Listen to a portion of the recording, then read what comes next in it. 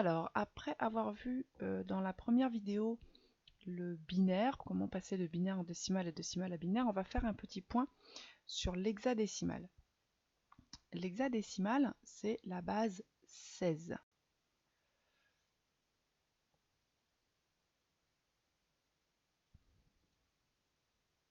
Ça veut dire qu'on va avoir 16 chiffres pour décrire nos valeurs. On va donc aller de 0 à 9, comme en décimale, puis A qui vaut 10, B qui vaut 11, C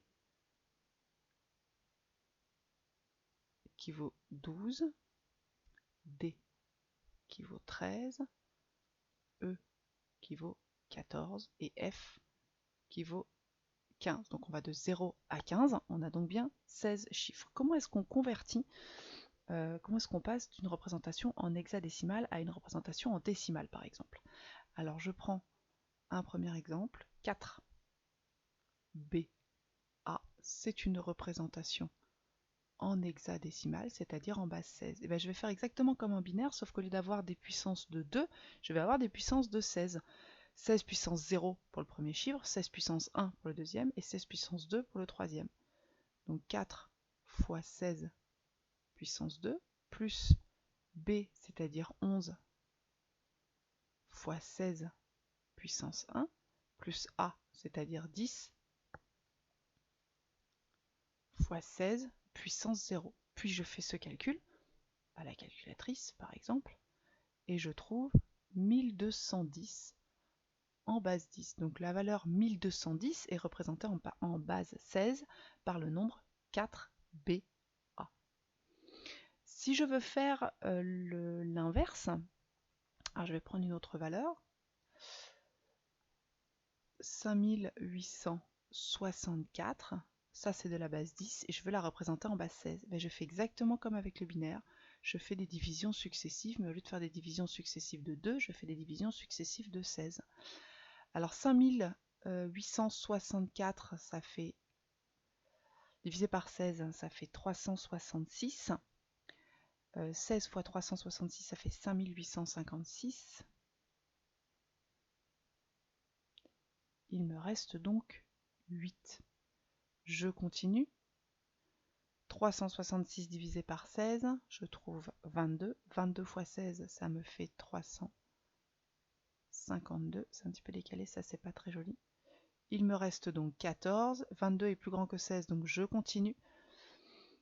22 divisé par 16, ça fait 1. 1 fois 16, ça fait donc 16. 22 moins 16, il me reste 6. Je trouve un résultat, cette fois, qui est plus petit que 16, donc je m'arrête. Et je fais comme en binaire, je lis mes valeurs dans le sens inverse. J'ai donc la représentation de 6864 en base 10 qui vaut 1, 6, 14, ça correspond à la lettre E, 8 en base 16. Ça c'est pour passer du décimal à l'hexadécimal et de l'hexadécimal au décimal. Maintenant il y a une petite technique aussi qui permet de passer par le binaire. Par exemple, la représentation de